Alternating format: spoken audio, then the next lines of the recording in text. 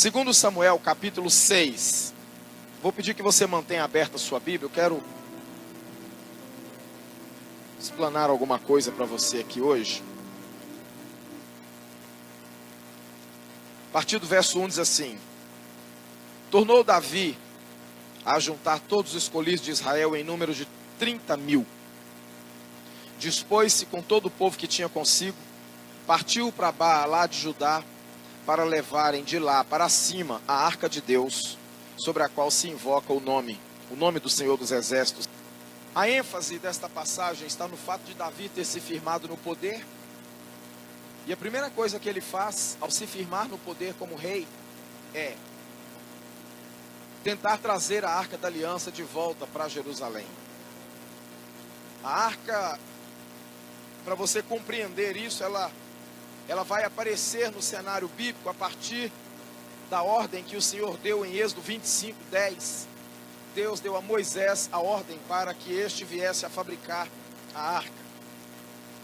25:22, ela seria colocada no tabernáculo, no Santo dos Santos, e por cima dela Deus manifestaria a sua glória, e faria com que Moisés, falaria, melhor dizendo, com Moisés, onde o Senhor haveria de transmitir todas as ordens necessárias para o povo. A arca, ela simbolizava a presença de Deus. Ela representava a presença santificadora de Deus. E ela era um artefato em madeira, revestido totalmente em ouro, que no seu interior foi colocado ali as tábuas da lei, a vara de Arão que floresceu e um vaso de barro com o maná, daquilo que o povo de Israel havia participado no deserto. Lá no livro de Samuel, 1 Samuel capítulo 4, nós vamos encontrar um relato de uma batalha entre filisteus e Israel. E nessa guerra, Israel ainda debaixo das esferas do pecado por causa de Eli, Israel perde a arca da aliança. E quando Israel perde a arca da aliança, onde os filisteus a levaram para as terras da Filistia, Israel entra num colapso muito grande, porque a glória de Deus estava indo embora. Os filisteus prontos para a batalha contra Israel. Israel leva a arca da aliança para o campo de batalha, entendendo ou interpretando que essa arca seria suficiente para garantir a vitória do povo. Mas o povo perde a batalha. O pecado presente na casa de Eli fez com que o povo perdesse a batalha, e a arca foi tomada no versículo 11 do capítulo 4 de 1 Samuel. Os filisteus levaram a arca de um lugar chamado Ebenezer. Sugestivo nome, porque Ebenezer diz: até aqui nos ajudou o Senhor. E naquele dia eles não puderam contar com a ajuda do Senhor. Muito embora estavam num lugar que realçava todo o socorro e toda a ajuda de Deus, mas naquele dia eles não puderam contar com a presença ajudadora de Deus, porque havia pecado no meio do povo, porque havia pecado na casa de Eli. E eles então a tomaram e levaram para um lugar chamado Asdod, que era o centro cultural religioso do filisteu. E lá eles a puseram ao lado do deus Dagon, que é o deus dos filisteus. Depois um infortúnio acontece, a manifestação da presença de Deus ali, e eles tiram aquela arca, eles interpretam aquela arca como algo perigoso, e eles levam aquela arca para uma outra cidade chamada Gate, terra de Golias. A palavra Gate significa tumores. E como se não bastasse, o Senhor também os fere, e eles a levaram para Ecrom, e assim decidiram devolver a arca de Deus para a sua santidade, que é Deus, e para a cidade que era Jerusalém. Mas eles não sabiam como fazer, então eles aparelharam o carro, colocaram a arca sobre o carro, e eles então fizeram tumores de ouro como oferta, e colocaram à parte, e puseram aquela arca ali naquele carro de boi, e eles ficaram de cá esperando aquele boi seguir em frente. Se aquele carro fosse conduzido pelos bois na direção contrária, eles entenderiam que Deus estaria não recebendo o seu pedido de perdão, mas se esse boi tomasse em rumo de Israel, eles entenderiam que a misericórdia de Deus havia estado sobre eles. E assim foi. A arca de Deus, sendo levada ali pelos bois, foram em direção a Bet-Semes. O que nos deixa transparecer é que naqueles dias os filisteus temiam mais a Deus do que o próprio povo de Deus. Porque lá no capítulo 4 vai nos dizer que quando a arca da aliança chegou no arraial de Israel, e que Israel viu a arca chegando, sendo trazida pelos levitas, eles bradaram, eles gritaram, eles arvoraram um grito de vitória, um grito de garantia, um grito de suficiência. E esse grito de Israel ecoou no vento, nas nuvens, e bateu lá no arraial dos filisteus. E os filisteus fizeram a seguinte declaração: ai de nós, porque o Deus deles os visitou, e o Deus deles vai acabar com os filisteus. Os filisteus estavam reconhecendo o poder de Deus. Os filisteus estavam reconhecendo que o Deus do povo estava com eles, e o povo de Deus não estava conseguindo reconhecer isso. Por esta razão, eles então perderam. O tempo se passou. A arca chegando em Bet-Semes, aproximadamente 7 meses nas mãos dos filisteus, a arca vem para Bet-Semes, e em Bet-Semes, essa arca vai ficar em alguns lugares, porque ela ainda não será manuseada de maneira correta. Que é onde esse relato bíblico me aponta aqui 3 casas. É onde esse relato bíblico me aponta 3 famílias, que é onde eu gostaria nesta noite de falar com você. 3 famílias debaixo de um propósito, com reações diferentes. A primeira casa eu gostaria nessa noite de chamar a sua atenção. Ela está em 1 Samuel, no capítulo 7, no versículo 1 e 2, que é a casa de Abinadab, que é a casa onde a arca chegou a primeira vez, lá em Bet-Semes. E essa casa de Abinadab eu gosto de chamar de casa de costume. Por que casa de costume? Porque quando a arca chega em Bet-Semes, e ela é desvalorizada na casa de Abinadab, ela já entrou sendo desvalorizada. Havia sim alguém cuidado, alguém consagrado para cuidar da arca, mas parece que com o passar do tempo, esta responsabilidade foi se tornando algo desonroso, algo comum. E considerando também, no aspecto espiritual dessa casa de costume, que Abinadab, ao invés de assumir as rédeas da espiritualidade da sua casa, ele deu isso para o filho.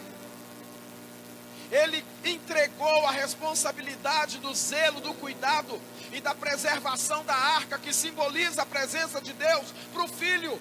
Quem conserva a presença de Deus na casa são os pais, não os filhos.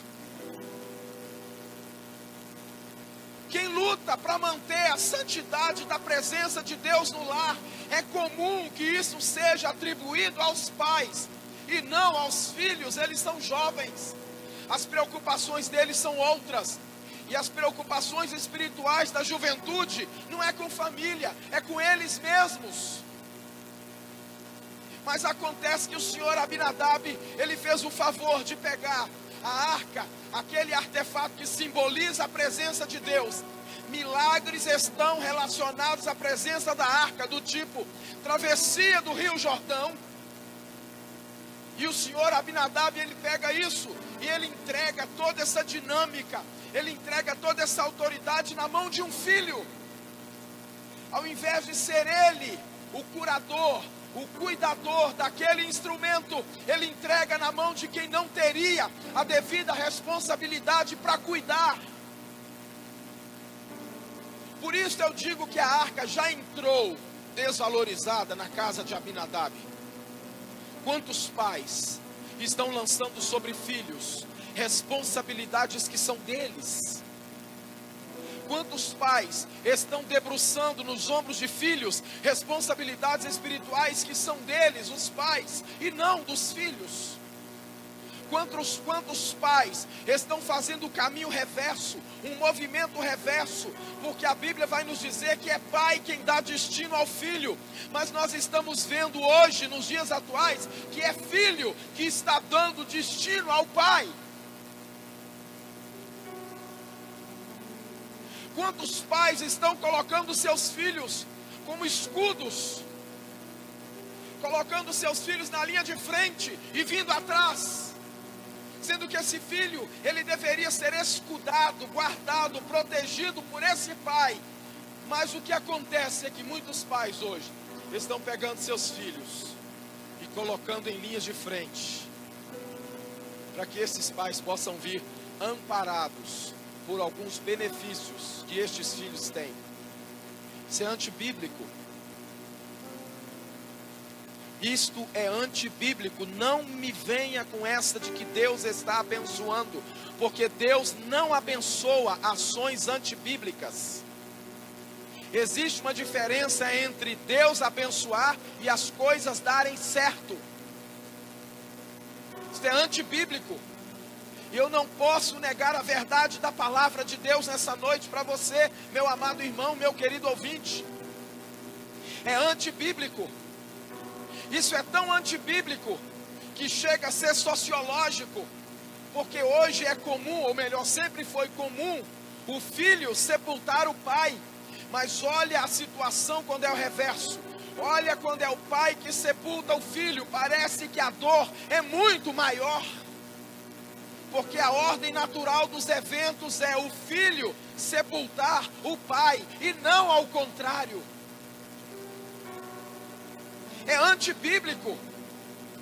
É antibíblico escudar o filho, colocar o filho na dianteira, para que ele seja o para-raio, para que ele seja o motivo. É antibíblico. Não pode. Foi o que Abinadab fez, por isso chamado casa de costume. Quando você vê 1 Samuel 7, 1 e 2, você vai ver a arca ficando 20 anos na casa de Abinadab. E nós não temos um relato bíblico sequer de Deus abençoando a casa de Abinadab. Nós não temos um relato sequer de Deus operando alguma coisa na casa de Abinadab. Eu imagino aquela arca chegando, ela sendo posta ali.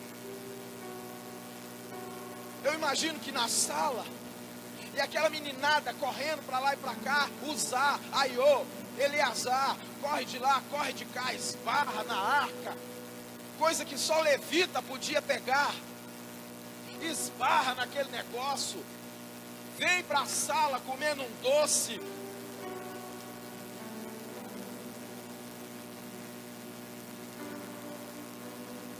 limpa na arca, pega um copo d'água, um copo de alguma coisa, bebe aquele trem, põe em cima da arca.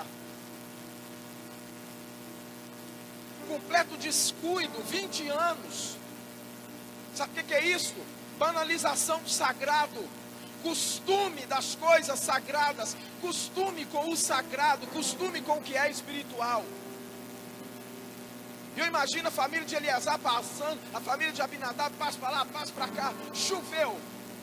A mulher do Abinadab, bem, vou ter que tirar a roupa lá do varal, estender para aqui, joga aqui nas cadeiras. Está chovendo, enquanto chove, vamos deixar aqui para secar. E essas aqui, esse lençol, e essas roupas, e essa tudo. Joga isso em cima da arca, aproveite que os anjos estão com as asas de frente uma para outra. Faz de conta que é varal. Daqui a pouco as asas dos anjos viram varal de lençol. Quando nós tratamos o que é sagrado com banalidade, quando nós tratamos o que é sagrado com atos costumeiros, é assim que a gente responde ao Senhor. É assim que a gente responde. E Deus, por estar sendo tratado com completa banalidade, Ele também vai tornar banal a nossa vida. Ele também vai tornar banal a tua casa, a minha casa. Porque ele não está sendo trazido com o devido respeito, não está sendo trazido para o altar de oração e de adoração, como ele tem que fazer. Não há culto doméstico. Posso te ensinar uma coisa sobre culto doméstico?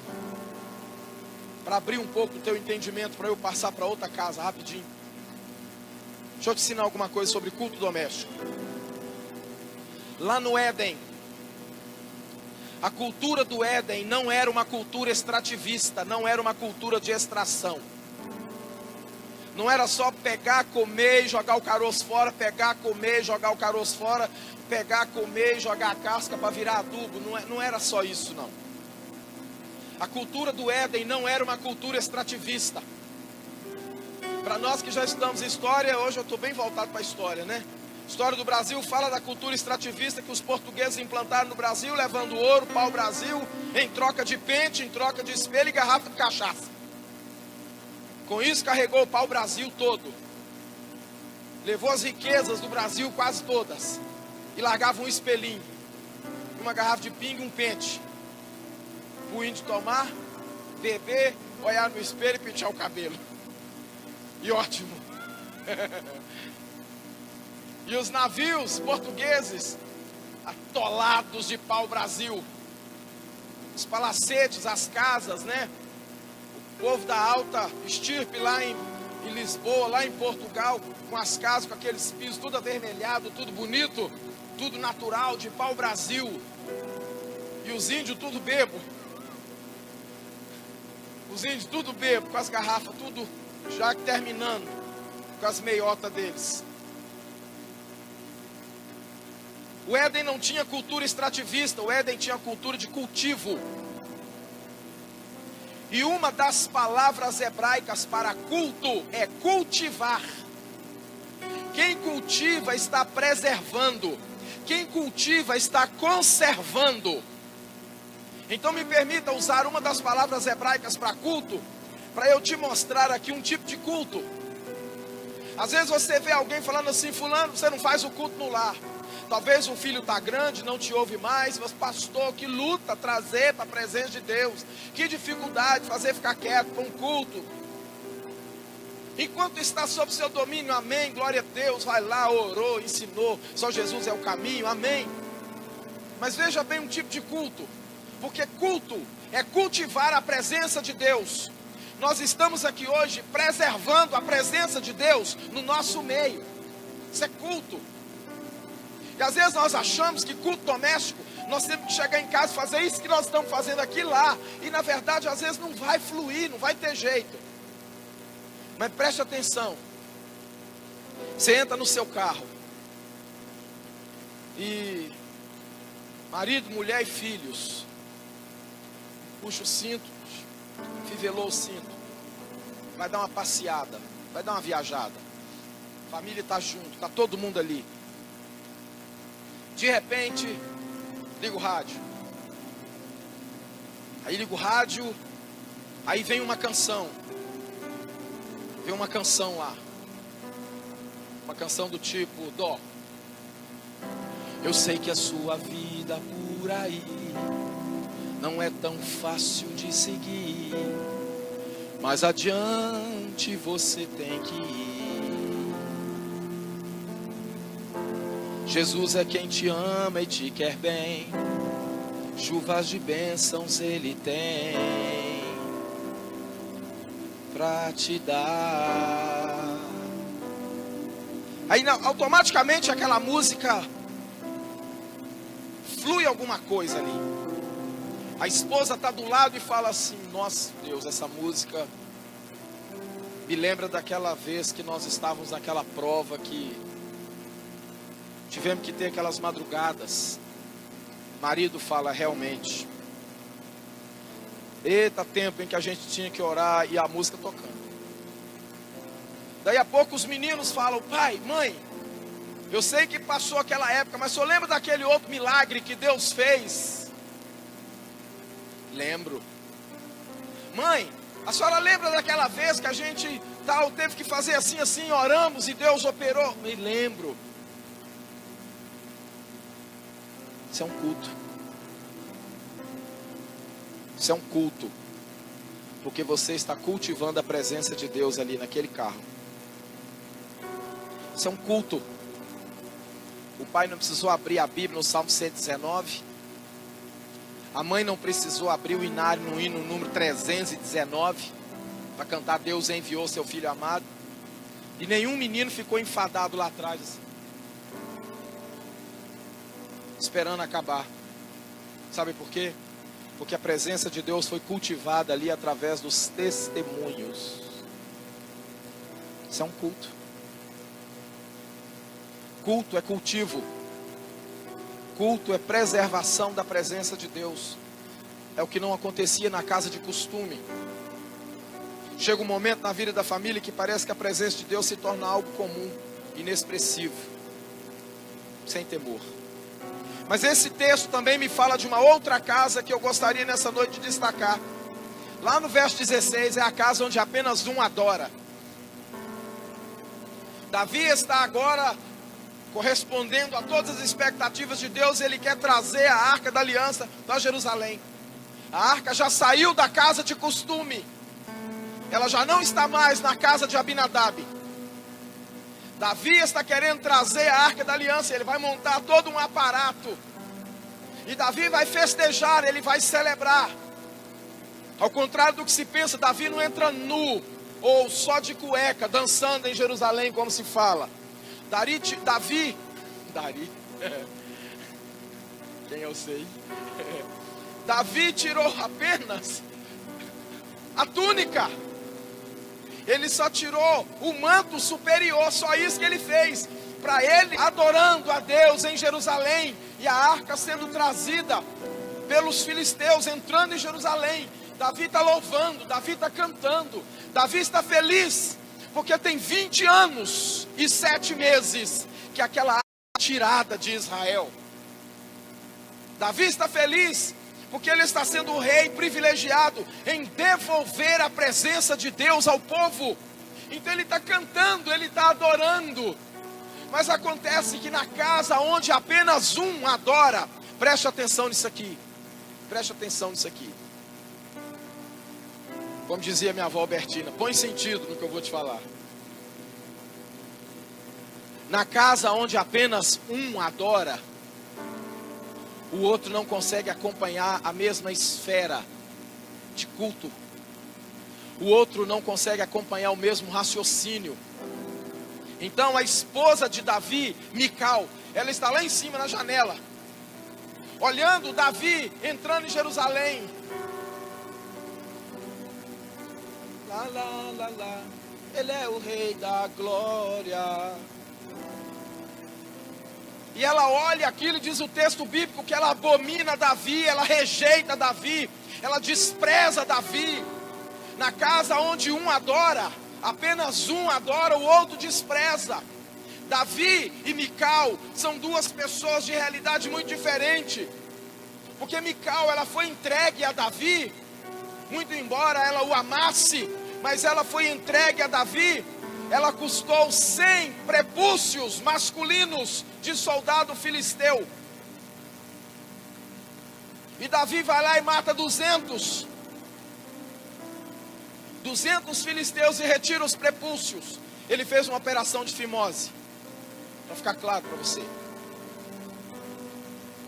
O que o Saul queria? Saul queria matar o Davi, servir de laço. Vê bem. Que pai é esse que coloca a própria filha para servir de laço para o rapaz? Vou dar minha filha para ele porque ela vai servir de laço. E o dinheiro, o dote, o que eu vou pedir para ele, gente, 100 prepúcios. Ou seja, você vai ter que chegar lá, matar 100 soldados filisteus. E depois chegar na sua genitália ali, fazer uma operação de fimose e trazer as 100 pelinhas. É o que a mulher valia para o Saul, era isso. O Davi vai lá e só de raiva mata 200 filisteus e traz um saco de pelinha. Toma aí. Não sei o que você vai fazer com isso não. Faz torresmo. Se era isso que valia. Então certamente Mical já trazia no seu coração toda essa rejeição por ela ter valido isto. E ela então, ela abraça Davi, ela quer Davi, ela o ama. Mas Davi entra e sai nas muitas batalhas. E embora Mical fosse essa menina, Davi era um homem segundo o coração de Deus. A casa de Davi era a casa que somente um adora. Tem casa que é assim. Tem um que está conectado com Deus. Diante do Senhor ele coloca a sua vida. E tem outro que não se conecta com Deus de jeito nenhum. Ele não consegue entender a conexão com Deus. A Bíblia vai dizer para nós que é melhor ser dois do que um. Se nós somos casados, a Bíblia vai dizer para mim e para você que é melhor serem dois do que um. Porque se um cair, o outro ajuda a levantar. Casa onde só um adora é uma casa desigual, disfuncional.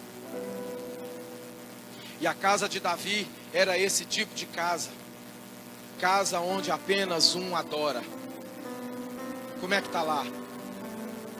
Está adorando junto? Ou é só você que está adorando? Ou é só um membro da família que está adorando? Como é que está lá? Está adorando junto ou não? Terceira casa, para a gente encerrar, é a casa da bênção. É a casa de Obed-Edom.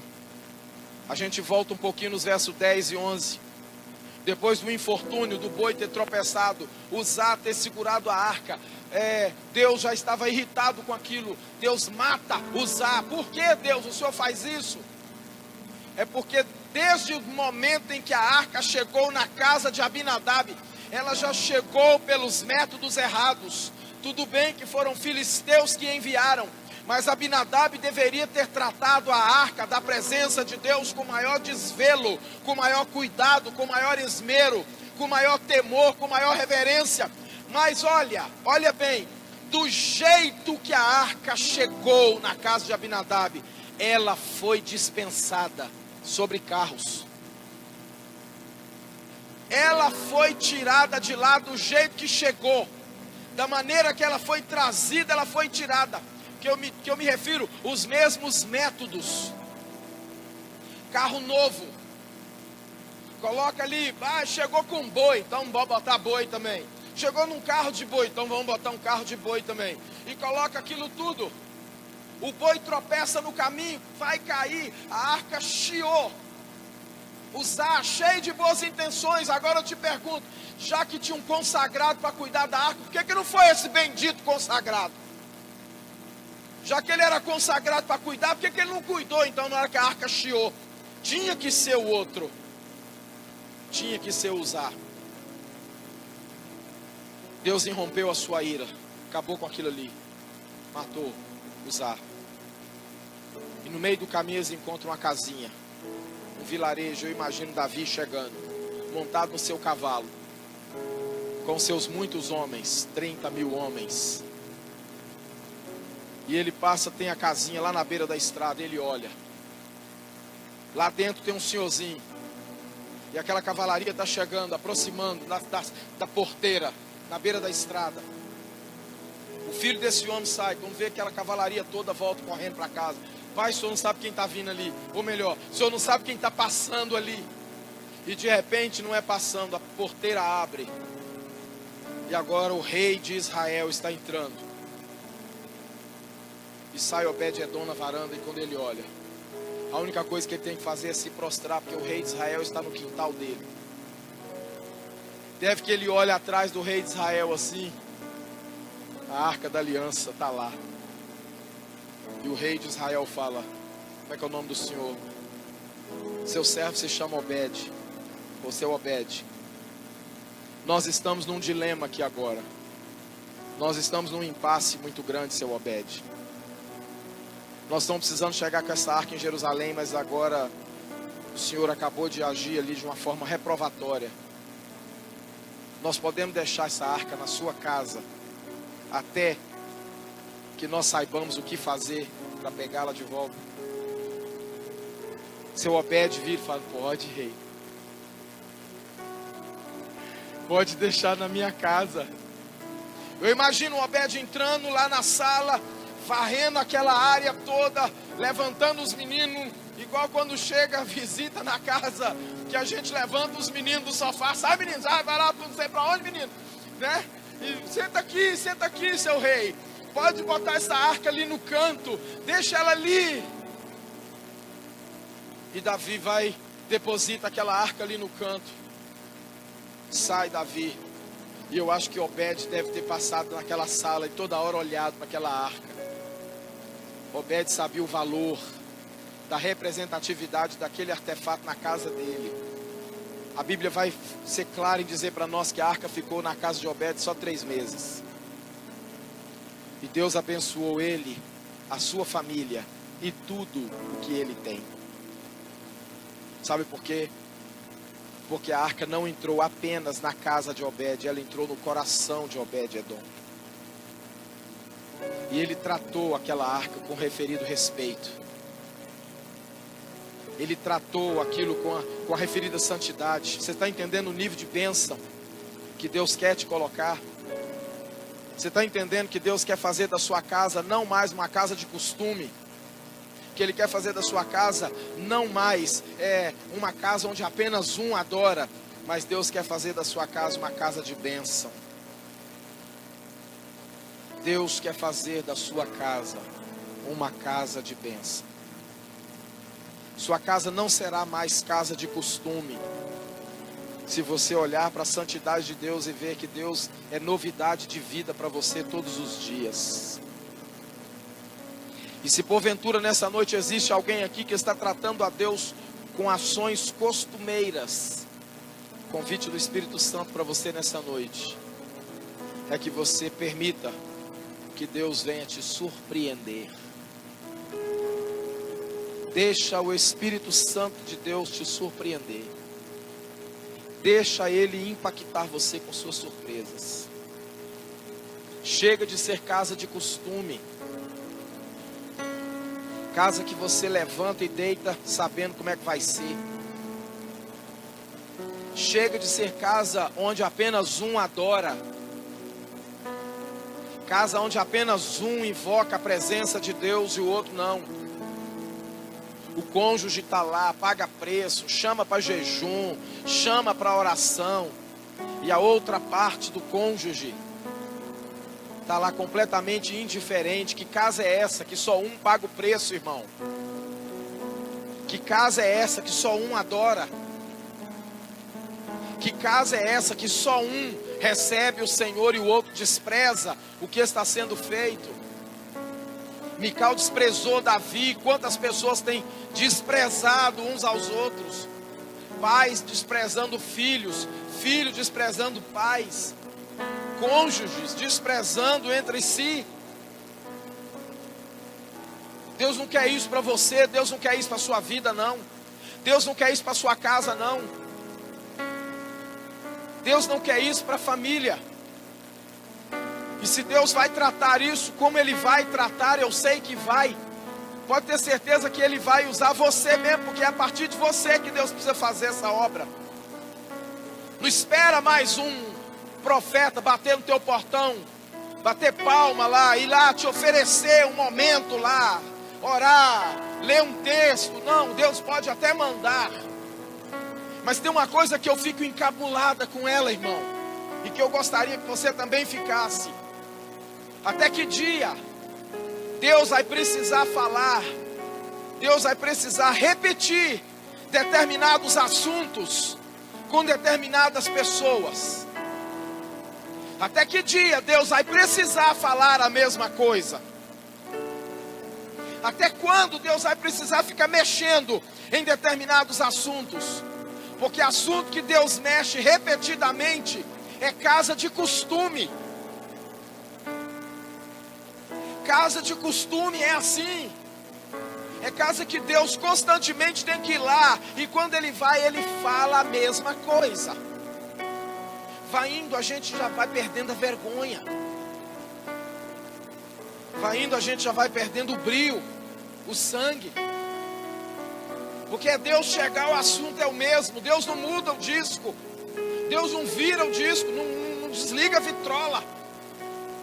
É sempre o mesmo assunto na casa de costume. Sabe por quê? Porque acostumou. A gente acostuma com tudo, irmão, inclusive com problemas. A gente acostuma com tudo, inclusive com o que é ruim. A gente acostuma com tudo, inclusive com problema. E é isso que Deus não quer para nós. E é isso que Deus, não é isso que Deus deseja para a sua vida, para a sua casa. Que a sua família, que a sua casa seja uma casa acostumada com a distância divina. Que a tua casa seja acostumada, seja costumeiro Deus falar a mesma coisa. Sabe? Aquela situação que Deus fala assim, e quando aquele assunto toca na gente, que a gente fala, já até sei que é comigo. Sabia, estava demorando. Se você está nesse nível, irmão, conserta hoje. Se você está nesse nível de costume, de se relacionar com Deus de forma costumeira, sai disso. Fica não. Casa de costume. Casa onde apenas um adora. Porque um conseguiu ser segundo o coração de Deus. E o outro, todo emblemático, todo cheio de problema, todo cheio de crises. Não consegue adorar junto. Não consegue chegar no coração de Deus igual o outro está chegando. Eu estou fazendo clínica pastoral com uma pessoa que essa semana ela me escreveu. A pessoa vem, não é do nosso meio. A pessoa me escreveu um relato, me dizendo o seguinte: pastor, um dia cheguei na cozinha da minha casa, madrugada, perdi o sono. E quando eu cheguei na cozinha da minha casa, saí para tomar uma água. Na hora que eu cheguei lá, encontrei meu marido ajoelhado na cozinha, no chão, com 2 Bíblias na mão, chorando em cima das 2 Bíblias. Falei, amém. E aí, o que você sentiu? Você ajoelhou do lado? Ela falou, não. Senti uma raiva de Deus danada.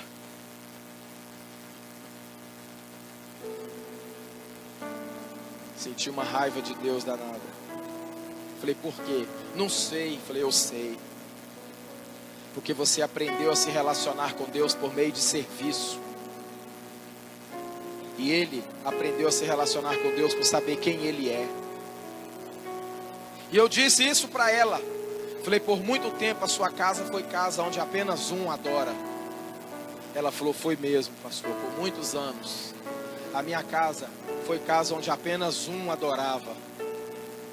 Porque todas as vezes que eu chegava e encontrava aquele homem ajoelhado, orando, chorando. Já teve dias de eu levantar e ele falou, ó, levanta, ou é você ou Deus, ou Deus ou eu. Mas diz ela que para surpresa dela, um dia ele levantou e falou assim, se eu tiver que escolher entre você e o Senhor, eu vou escolher o Senhor. E ajoelhou de novo. E falou com ela, agora ajoelhe aqui do meu lado, em nome de Jesus, que eu vou orar por você. Diz ela que ajoelhou, e a partir daquele dia, que ela ajoelhou ao lado dele, ela começou a ver as coisas de uma outra forma.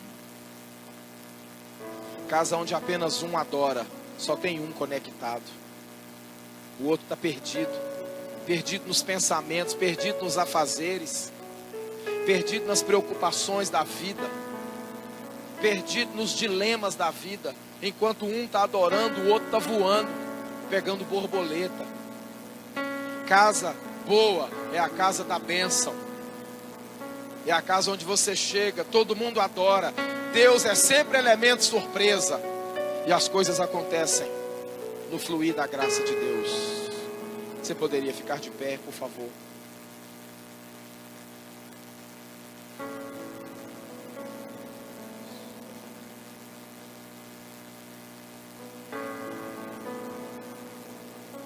Como é que estão as coisas na família? Que tipo de casa é a sua? Tua casa é casa de costume? Tua casa é casa onde apenas um adora? Ou a tua casa é casa da bênção? Responda para você mesmo. Como é que está a sua casa? Se nessa noite você deseja mudar a história da sua casa, da sua vida, eu quero te convidar a orar. Vamos orar. Porque sua casa não pode ser casa de costume e nem casa onde apenas um adora. Sua casa tem que ser casa de bênção. E olha, eu vou lhe dizer para encerrar: o distanciamento seguido do esfriamento é a pior coisa que pode acontecer numa família. Às vezes a gente se preocupa demais com esfriamento espiritual. A gente olha para o nosso diabo não pode me esfriar. A gente se preocupa demais com esfriamento espiritual. Mas se tem um troço que a gente não pode deixar também, é o esfriamento familiar, fraterno, conjugal acontecer. Porque é a mesma distância, é a mesma dinâmica. O esfriamento é a mesma coisa. Quando a gente esfria espiritualmente, a gente não sente Deus distante. Se esfriar no casamento, vai sentir o cônjuge distante. E a relação sua com Deus, comparação. Não deixa a tua casa se esfriar, não. Não deixa o teu casamento esfriar, não. Porque quando se estabelece a distância, voltar é uma dificuldade, irmão. Quando se estabelece a distância, voltar é uma luta. E existem determinadas distâncias. Existem certas distâncias que não permite mais um casal fazer isso aqui, ó.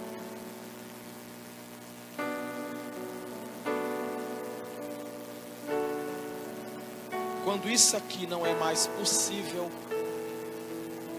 seu casamento está destruído. Você sabia disso? Não, em nome de Jesus não está não. Eu espero que você use então essa fé que você está me combatendo aí para restaurar seu lar. Eu espero que você use essa fé que você está montada nela aí, tentando me combater aí na sua mente, então para restaurar o seu relacionamento. Porque quando você não consegue fazer isso aqui mais, ó, teu casamento está destruído. E você sabe que está pesando, eu sei que está pesando.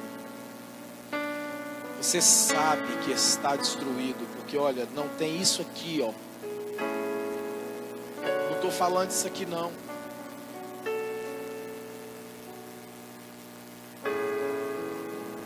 Nem disso aqui. Eu estou falando disso aqui. Porque isso aqui um casalzinho de namorado consegue fazer. Um casalzinho de namorado consegue fazer isso aqui à toa. Vou dar um colágeno aqui.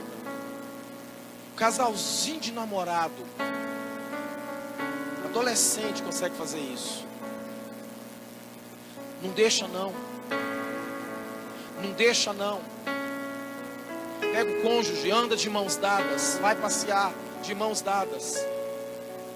Às vezes a gente pega o carro, anda no carro e não pode mais encostar, não pode tocar. Eu tenho um negócio com a Adriana que se eu andar, pé de mão dada. Porque carro afastou a gente. Como é que eu vou andar de mão dada, vou pilotar de mão dada? E tem hora que eu ainda dou a mãozinha para ela, fico ali, passo a mão assim e tal, sobre a mão dela, mas eu não posso ficar de mão dada com a Adriana dirigindo. Carro tem isso, afasta um pouco. Mas botamos o pé no chão, vamos atravessar a rua para entrar na lanchonete. Mão dada. Mão dada. Porque se eu não consigo dar as mãos, porque distanciei o suficiente para não dar mais as mãos, meu casamento acabou. Você não vai escutar outra coisa não. Fui chamado para gerar vida e não para matar. Unir e não para separar. Então vamos mudar isso. Vamos mudar essa história. Vamos mudar essa trajetória. Mãos dadas. O que custa? Tome uma atitude. Não vou ficar esperando que ela me dê a mão, porque eu que estou ofendido. Que nada, passa por cima disso. Não, vou esperar que ele me dê a mão. Se ele quiser, é ele que vem. Para com isso! Palhaçada! O nome disso é palhaçada. Para com isso, Deus não está nisso não. Meninice, frescura.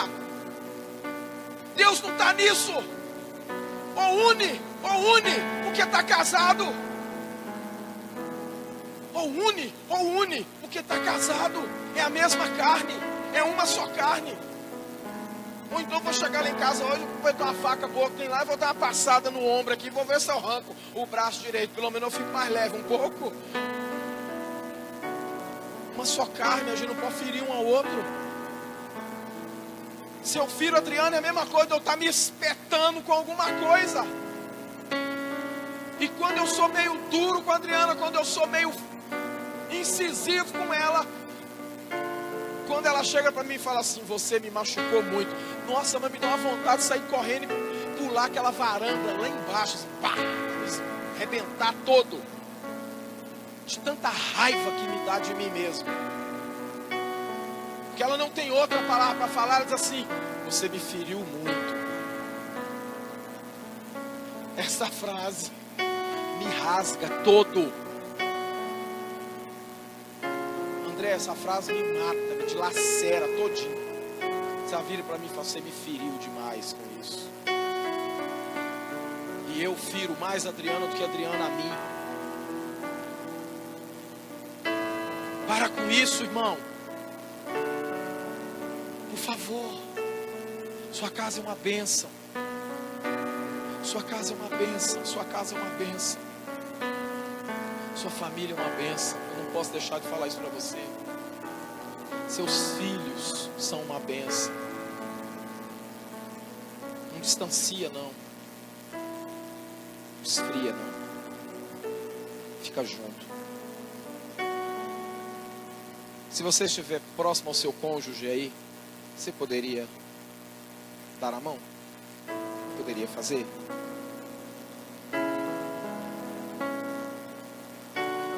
Quiser dar uma consertada com seu cônjuge, dá à vontade.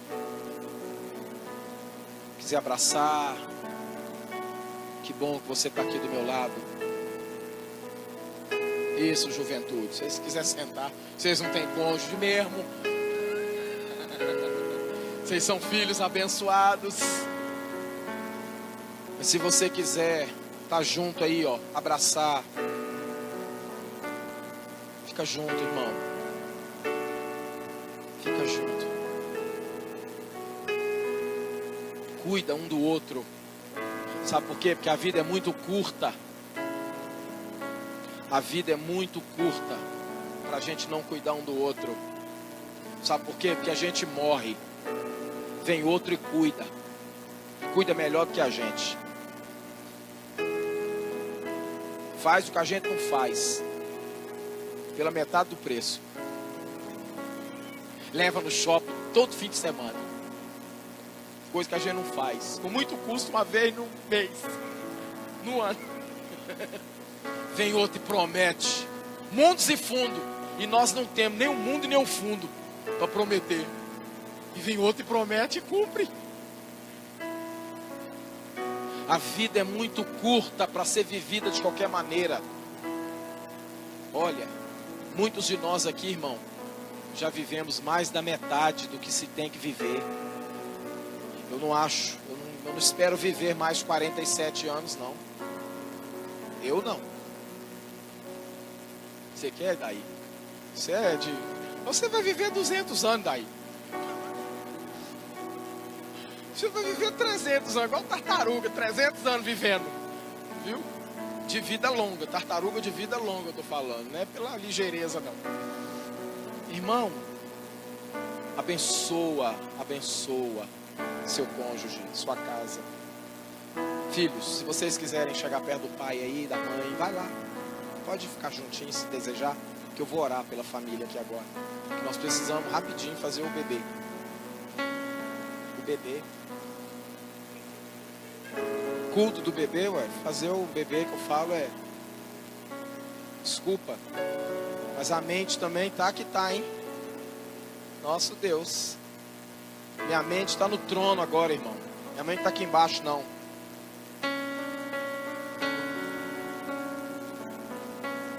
Minha mente está lá na sala do eterno.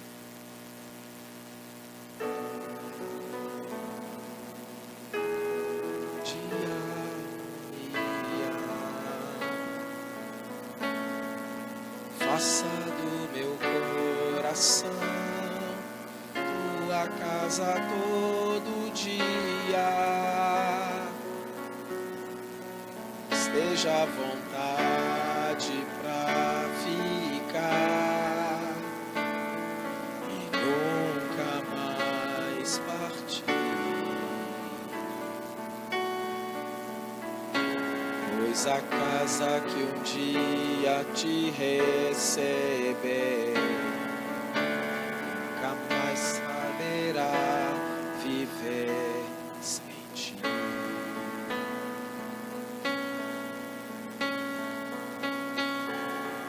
Oh Jesus, nessa noite, ó Deus, eu quero colocar aqui os lares, famílias,